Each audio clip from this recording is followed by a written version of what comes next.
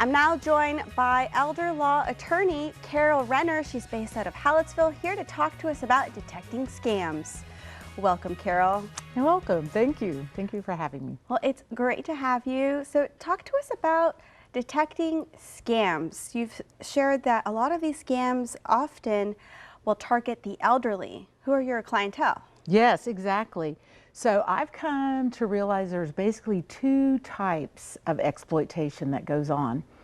And the first type has to do with the general unwary consumer. And when you compound that with a disability and with age, it's a vicious trap.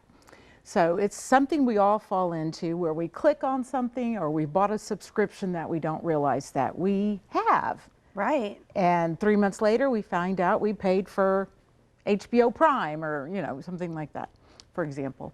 So when my clients, at the first appointment, I have a list of things I have them bring in. And one of the items is 3 months of bank statements. And with meticulous detail, we go through each transaction on that statement. Wow. Because I find that people really don't look at their bank statements. They don't pay attention to reoccurring drafts. Yeah. And I have them explain to me, what is this? What are you paying for here? And you have to be careful with those 30-day trials too. Yes, okay. So for example, they always get me with those. First month free, cancel anytime. Well, let me tell you, when I'm trying to help an elderly client unravel this situation, cancel at any time means good luck getting this canceled anytime. So once we've kind of identified, wait, this is not something you signed up for, last ditch effort, when we can't get a hold of somebody to get these canceled, we'll go ahead and go to the bank and have the charges blocked. And then we'll definitely get a letter. Wow. So my first rule to protect yourself is to get to know your tellers at your local bank. A lot of people will branch at big, bank at big national branches, and they don't know their tellers. They don't know the local bank. Yeah. The banker is your friend. I love banking locally myself, because they're the same people. I feel like there's always turnover rate at those bigger banks. Yes, and the more the teller knows you, the better. And let me tell you why. So the second type of exploitation I see is really targeted to vulnerable citizens. Okay, so elder law is not only the elderly, it's also vulnerable citizens that can also just be disabled adults. Mm-hmm. Now the second type is actually a criminal offense, and it involves exploitation of a vulnerable person. And that means that by manipulation and undue influence, I've gotten you to give me money. Yeah. Okay. And like I said, that is a crime. And a House bill was passed in 2017. It's House Bill 3921, and it's put some teeth in this situation. So if you know your teller, House Bill 3921 gives that banking teller the ability, when they start seeing cash transactions, cash is always a red flag for me. And they're able to stop those transactions. Yes. That's wonderful. From that House bill, and I've had to use it, and it's amazing because it almost puts an obligation on the teller. There are a lot of obligations on that poor banking teller. We're going to have to take a break really quick, Carol, but we're going to come right back and keep learning more about this. Thank you so much. All right, well, we'll be right back right after this break with more tips and strategies to detect scams.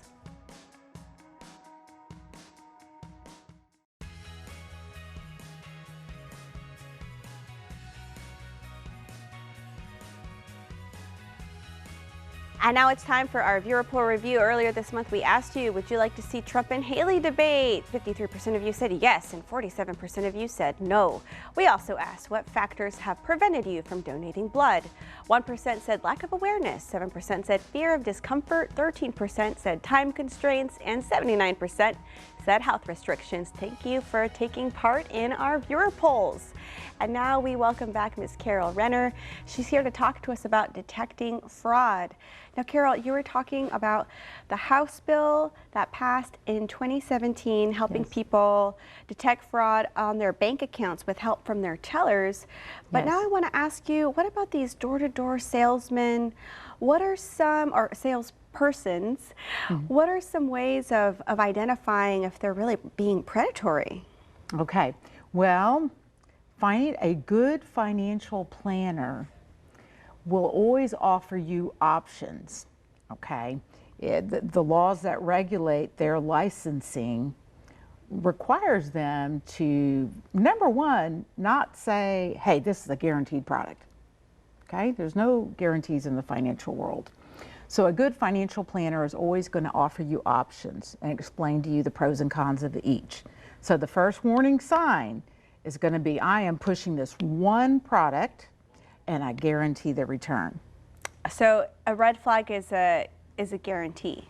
Yes, guarantee is a bad word in the financial world. Guarantee is a bad word. Yes, and then I guess a follow-up to that, you can always ask, what licenses do you hold? Does this person have? Because they're going to have a securities license, a certain level license to sell insurance products. And there are unlicensed products out there that are worthless. And in my elder law practice, again, I spend time unwinding that. Let's go ahead. Yeah, unwinding that and helping people protect themselves. Yes. Let's go ahead and remind people how they can get in touch with you. You're available in Hallettsville, but you're just a phone call away. Right. And we can also visit you at your office that's on North Texana Street? Yes. Excellent. Can you remind me the phone number? It's 361-245-1242. And is it carolrennerlaw.com? Yes. Yes. It's just rennerlaw.org. Rennerlaw.org. Yes. And we can get in touch with you for all of our elder law legal needs. Yes. Well, thank you so much, Carol. I hope you come on the show again sometime soon. I'd love it. All right, well, that does it for this week's Community Crossroads. Have a safe rest of your week, and be careful out there. There's fraud and scammers out to get you.